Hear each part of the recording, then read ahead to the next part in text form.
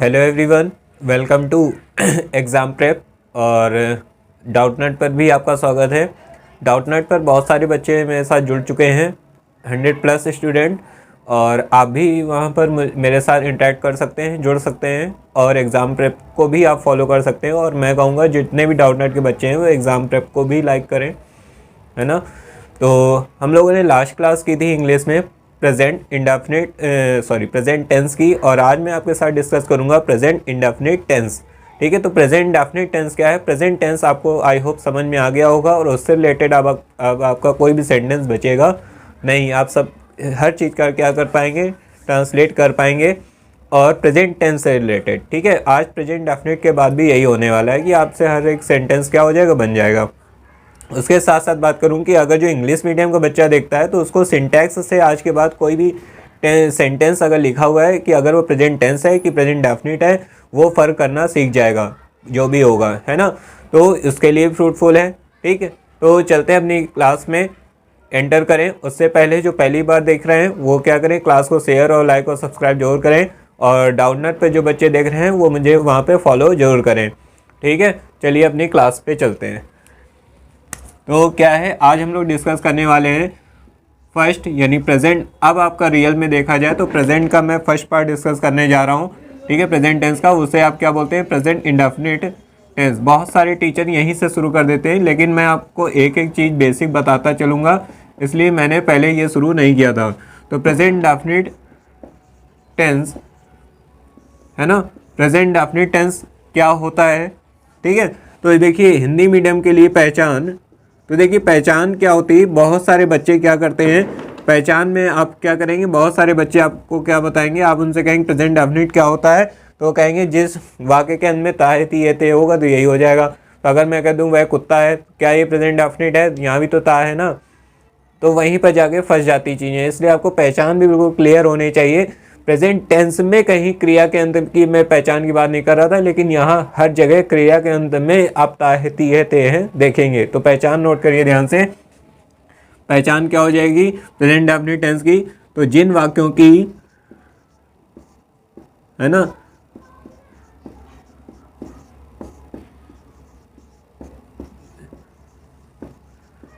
जिन वाक्यों की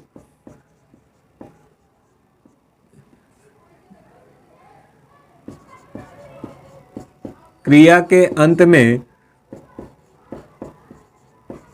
ता है ती है, ठीक है, ते हैं, ठीक है, ता है ती है ते हैं आदि शब्द आते हैं, वो क्या हो जाएंगे, प्रेजेंट इंडेफिनिट हो जाएंगे। तो आप पहचान ऐसे ही नोट करेंगे, पूरा आपको कहीं पहचान लिखने के लिए नहीं आएगी, बस आपका इतना ध्यान रखना है कि जिन वाक्यों की क्रिया के अंत में ता है ती है ते हैं आदि शब्द दिए हो, यानी ये अगर आपको मिल जाए क्रिया के अंत में, ठीक है, क्रिया शब्दों के अंत में अगर आपको ये मिल रहे हैं तो वो प्रेजेंट इंडेफिनिट टेंस होगा।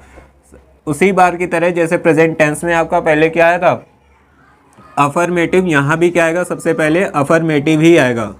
ठीक है, बाकी बेसिक सारी चीज़ें अपनी फर्स्ट क्लास में क्या हो चुकी है, डिस्कस हो चुकी है। तो जो ये क्लास देख रहा है, अगर उसको कोई चीज़ क्लियर नहीं हो रही है तो वो फर्स्ट क्लास को पहले ज़रूर देखे, है ना, उसके बाद इस क्लास को देखे, क्योंकि जिसने क्लास मिस कर दी है उसको ये हो सकता है समझ में ना आए। तो अफर्मेटिव सेंटेंस में आते हैं, और इसका जो रूल होगा, रूल बहुत इंपॉर्टेंट है, इसको आप नोट करते चलें। रूल क्या हो जाएगा यहाँ पे, सबसे पहले क्या आ जाएगा, सब्जेक्ट। ठीक है, सब्जेक्ट सबसे पहले आएगा, उसके बाद आपका क्या आ जाएगा, देखो यहाँ पे वर्ब की फर्स्ट फॉर्म आएगी, और वर्ब फर्स्ट के साथ एस और ई एस। ठीक है, अब आप कहोगे दो दो वर्ब कैसे आ रही हैं, तो यहाँ पे दो दो वर्ब वाली कंडीशन यही आती है अफर्मेटिव में, प्रेजेंट डेफिनिट में, और कहीं ऐसा कोई झंझट नहीं होगा। ठीक है, कैसे होगा अब इसको भी क्लियर करेंगे। उसके बाद आपका क्या आ जाएगा, सिंपल सा ऑब्जेक्ट आ जाएगा, और उसके बाद आप जानते हैं फुल स्टॉप। तो यहीं से क्या हो जाएगा आपका सिंटैक्स कंप्लीट। तो ये तो हो गया आपका क्या, सेंटेंस का स्ट्रक्चर। अब आप देखिए कहाँ वर्ब की फर्स्ट फॉर्म यूज़ करेंगे, है ना, कहाँ आप वर्ब की फर्स्ट फॉर्म यूज़ करेंगे, और कहाँ आप वर्ब फर्स्ट के साथ एस और ई एस का यूज़ करेंगे। कैसे क्या यूज़ करना है आप देखिए। तो जो प्लूरल सब्जेक्ट होते हैं ना, सिंगुलर प्लूरल सब्जेक्ट क्या होते हैं, मैंने फर्स्ट क्लास में बताया होगा। तो प्लूरल सब्जेक्ट जो होते हैं, प्लूरल सब्जेक्ट का मतलब क्या हो गया, आई हो गया, वी हो गया, यू हो गया। ठीक है, दे हो गया, है ना, एटसेट्रा, जो भी प्लूरल सब्जेक्ट होंगे उनके साथ आप क्या यूज़ करोगे, वर्ब की फर्स्ट फॉर्म का, कब, प्रेजेंट डेफिनेट अफर्मेटिव में।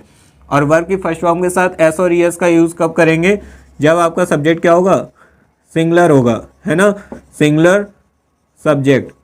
ठीक है, सिंगुलर सब्जेक्ट का मतलब यहाँ पर क्या हो जाएगा, सिंगुलर सब्जेक्ट यानी ही, सी, इट। ठीक है, ही, सी, इट, ये आपके क्या होंगे, सिंगुलर सब्जेक्ट। और कोई अगर सिंगुलर नेम है, ठीक है, सिंगुलर नेम अगर है तो उसके साथ भी आप क्या करोगे, इसका यूज़ करोगे। तो ये आपको क्लियर हो गया होगा कैसे कहाँ कहाँ यूज़ करना है, तो इसको आप ऐसे ही पॉइंट बना के नोट कर लेंगे। ठीक है, अब आते हैं अपने इसके एग्जाम्पल की तरह। ठीक है, आ रही बात समझ में, जैसे यहाँ लिखा मैंने, ठीक है, एक सिंपल सा सेंटेंस क्या है, माता जी खाना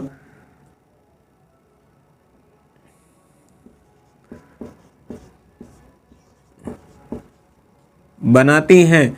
माता जी क्या करती हैं, खाना बनाती हैं। तो क्या हो जाएगा यहाँ, माता जी का मदर जी नहीं लिखेंगे आप, पहले तो इस बात का ध्यान रखेंगे, है ना, माता जी का मदर जी नहीं लिखना है, ओनली केवल क्या होगा, मदर। सबसे पहले आप पहचानो कि प्रेजेंट डेफिनिट का है भी कि नहीं। तो ये क्या है, देखो वर्ब क्या है, बनाना, और ती है इसी में लिखा है ना, तो इस अब आपकी क्या पहचान फिट बैठ रही है, यानी प्रेजेंट डेफिनिट का है। और फिर ना तो यहाँ बीच में क्या क्यों कैसे कुछ भी नहीं आया, ना कोई क्वेश्चन पूछा गया, ना कुछ मना किया गया, नहीं वर्ड भी नहीं आया, तो इसका मतलब ये अफर्मेटिव है। तो आप देखिए सबसे पहले आप क्या फॉलो करेंगे, सब्जेक्ट, सब्जेक्ट यहाँ पर क्या है, मदर। तो आप यहाँ पर क्या लिखोगे, मदर। उसके बाद वर्ब की फर्स्ट फॉर्म आएगी, कि वर्ब की फर्स्ट फॉर्म के साथ एस और एस, तो मदर है तो ये सिंगुलर में आएगा। तो यहाँ पर खाना क्या है, वर्ब क्या होगा, बनाना, तो यहाँ पर क्या हो जाएगा, खाना बनाती हैं या खाना पकाती हैं, है ना, बात एक ये। तो मदर क्या हो जाएगा यहाँ पर, कुक, है ना, क्या हो जाएगा, कुक, और कुक के साथ क्या आएगा, ऐसा आएगा। तो मदर कुक्स, क्योंकि सिंगुलर है, सिंगुलर के साथ वर्ब की फर्स्ट फॉर्म के साथ एस और एस में से कोई एक आता है, तो यहाँ पर क्या हो जाएगा, कुक्स। अब उसके बाद ऑब्जेक्ट क्या है, फूड।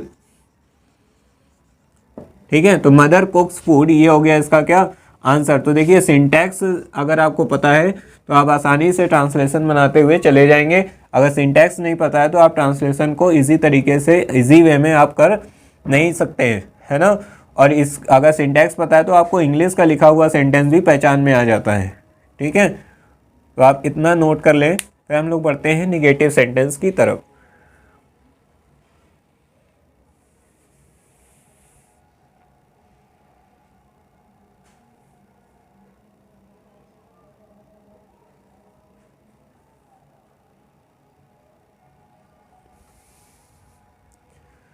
चलिए आगे चलते हैं।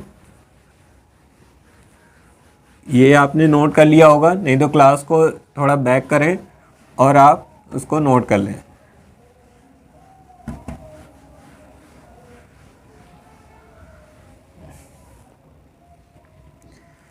चलिए इसके बाद बी पार्ट अपना आएगा, इसका निगेटिव, है ना, निगेटिव सेंटेंसेस। निगेटिव सेंटेंसेस में पहचान आपकी वही है, बस आप वाक्य के बीच में क्या होगा, एक नहीं शब्द आ जाएगा। ठीक है, तो वो मैं लिख नहीं रहा हूँ, आप समझ जाएंगे। निगेटिव इतना तो जानते ही हैं, और लास्ट टाइम चल रहा है तो इतना जानना चाहिए। तो सिंटैक्स से भी आप पहचान जाओगे। तो इसका सिंटैक्स क्या होगा, सब्जेक्ट। अब यहाँ देखो चीज़ें बदलेंगी, और अब वर्ब की फर्स्ट फॉर्म के साथ एस और एस वाली कहानी खत्म।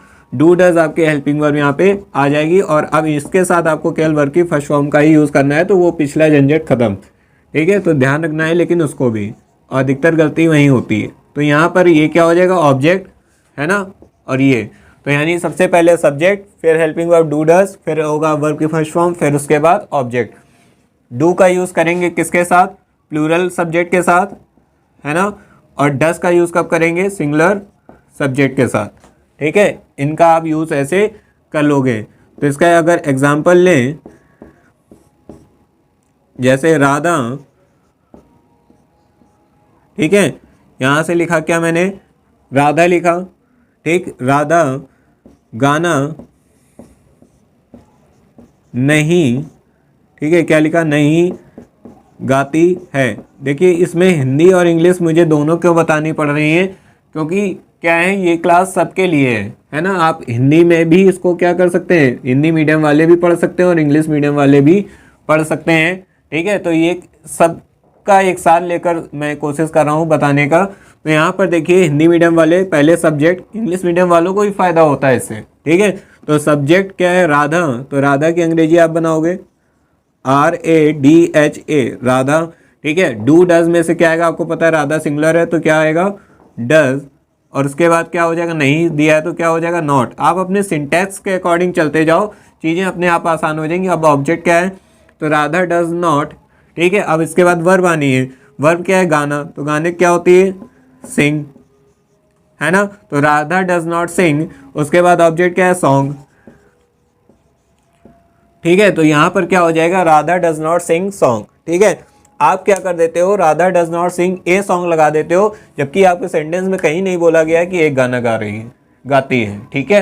तो जब बोल दिया जाए तब आप ए लगाओगे, नहीं बोला जा रहा तो आप वहाँ ए ज़बरदस्ती ना लगाएं अपने लिए, है ना, तो गलत भी हो सकता है। इसलिए जितना आपको सेंटेंस में दिया जाए आप बस उतना ही क्या वो बनाते चलें। इसके सीरियल से कभी ना बनाएं, सिंटैक्स के सीरियल से बनाएं, आपका ये जो ट्रांसलेशन है ये अपने आप करेक्ट हो जाएगा, ठीक है। तो Radha does not sing a song, अगर मान लीजिए यहीं पहचानने के लिए आ गया कि इंडेफिनिट है कि नहीं, तो आप डू डज से पकड़ लेंगे, या वर्ब की फर्स्ट फॉर्म या वर्ब की फर्स्ट फॉर्म के साथ एस और यस से आप इसको देख लेंगे, ठीक है।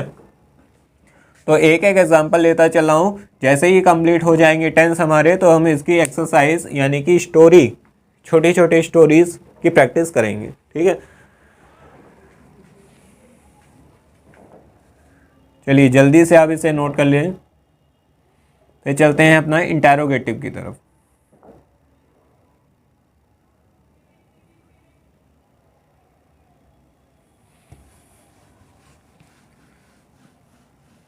तो जिसने फर्स्ट क्लास अगर देख ली है तो उसको इस क्लास में कोई दिक्कत परेशानी नहीं होने वाली है, ठीक है, आराम से पढ़ेगा, ठीक है। तो बी हो गया। अब इसका सी नंबर यानी कि इंटरोगेटिव, किसकी बात होगी, इंटरोगेटिव, इंटरोगेटिव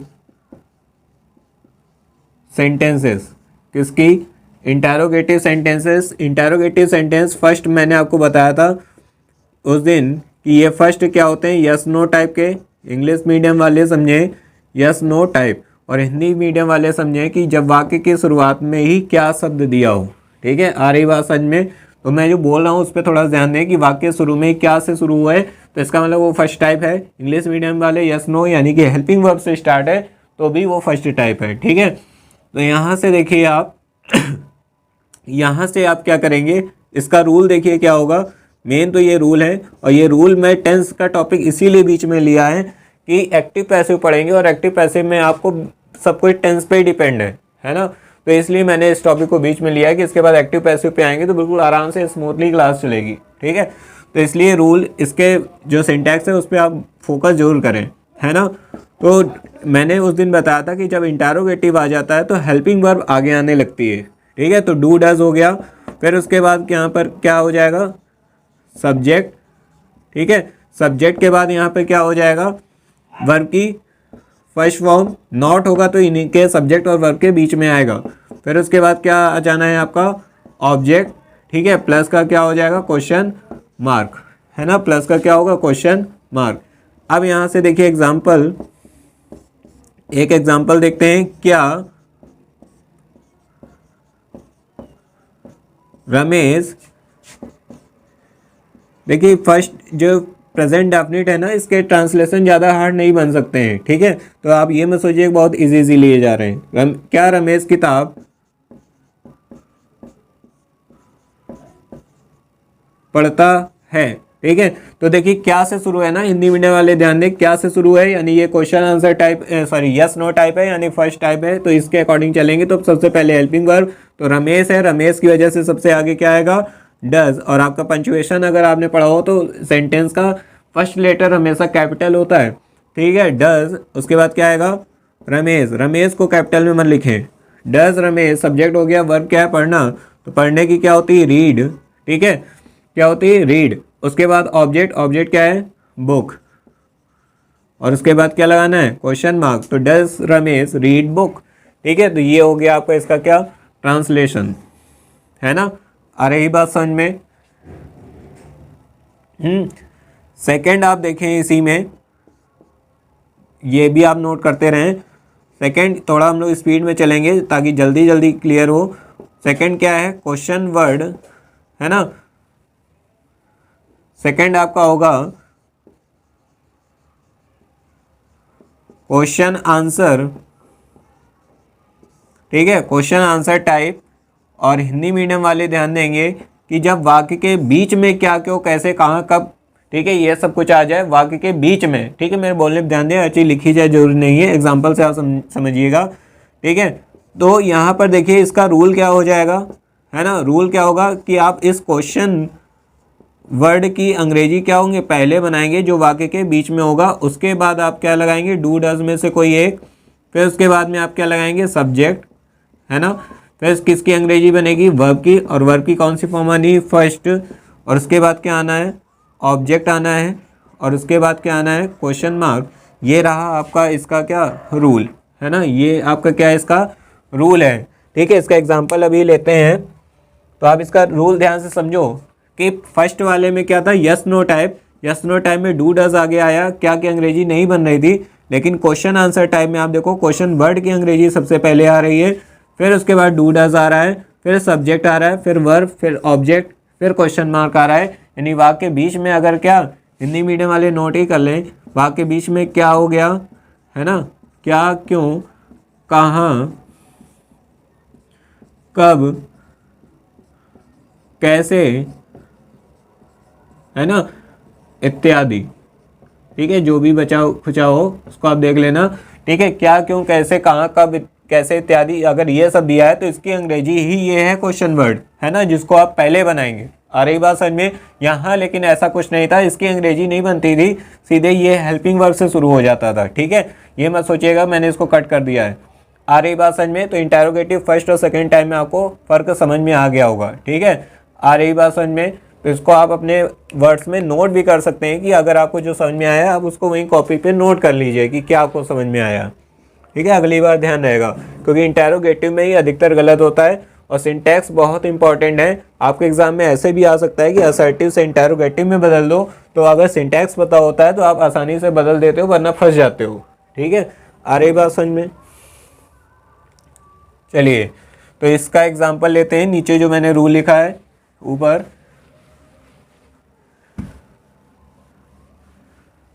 ठीक है। रूल आपका नीचे लिखा हुआ है, इसके बाद आप एग्जाम्पल लिख लेंगे जो कि मैं अभी यहाँ पे लिखने जा रहा हूँ, ठीक है।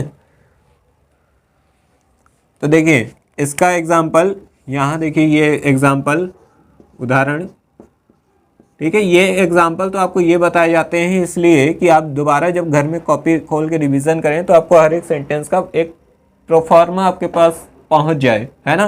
बाकी आप जब स्टोरी की प्रैक्टिस करेंगे तो उसकी बात अलग ही होगी, कुछ अपनी तरफ से ट्राई करेंगे तो उसकी बात अलग ही होगी, ठीक है। तो यहाँ पर क्या हो जाएगा, जैसे मान लो दिया है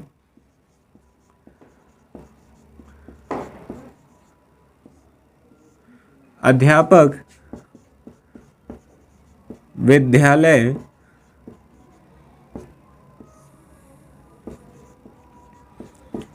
क्यों नहीं आते हैं, ठीक है। तो देखिए बीच में क्यों वर्ड आया ना, इस ये आया, तो इसी की अंग्रेजी क्या करनी है आपको, सबसे पहले बनानी है, कुछ भी हो जाए।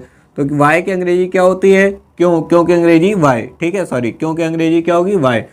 अब उसके बाद देखिए आपको क्या, डू डज, डू डज में से क्या आएगा, टीचर है तो यहाँ पर क्या डज, क्योंकि एक ही टीचर की बात हो रही है, ठीक है। तो यानी वाई डज टीचर, ठीक है। आ रही बात समझिए, वाई डज टीचर।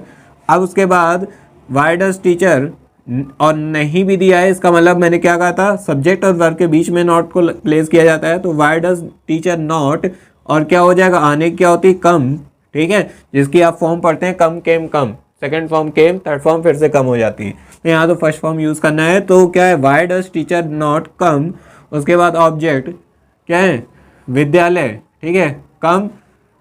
तो यहाँ पर लिख लो अध्यापक विद्यालय में, ठीक है, ऐसे लिख लेना, विद्यालय में क्यों नहीं आते हैं, तो नॉट कम इन स्कूल, ठीक है, और क्या हो जाएगा, क्वेश्चन मार्क। तो why does teacher not come in school, ये हो जाएगा आपका इसका एग्जाम्पल। तो हमने ख़त्म किया प्रेजेंट इंडेफिनिट को।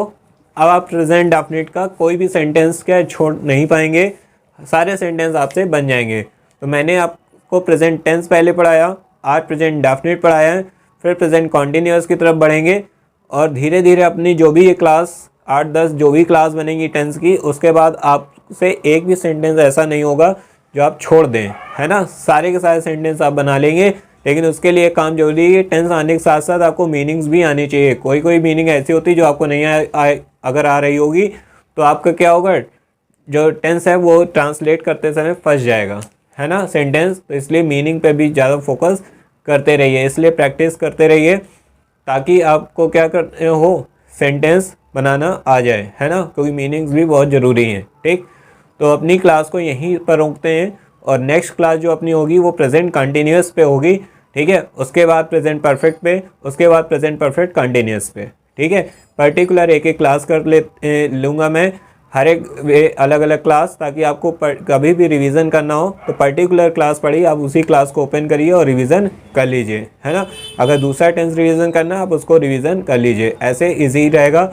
मान लीजिए किसी को दोनों एक ही में पढ़ा है तो हो सकता है उसे अगली क्लास ना रिवीजन करनी हो सकता है दोनों रिवीजन करने में क्लास लंबी हो जाए और आपके पास टाइम है कम और आपको एक ही सेंटेंस नहीं, मतलब टेंस नहीं आ रहा था, तो आपने पर्टिकुलर उसी को रिवीजन कर लिया। इसीलिए क्लास छोटी छोटी हैं, जिससे आपको भी आराम रहेगी और आप आसानी से कभी रिवीजन करना चाहें तो भी कर सकते हैं। तो मिलते हैं अपनी नेक्स्ट क्लास पे, तब तक के लिए थैंक यू।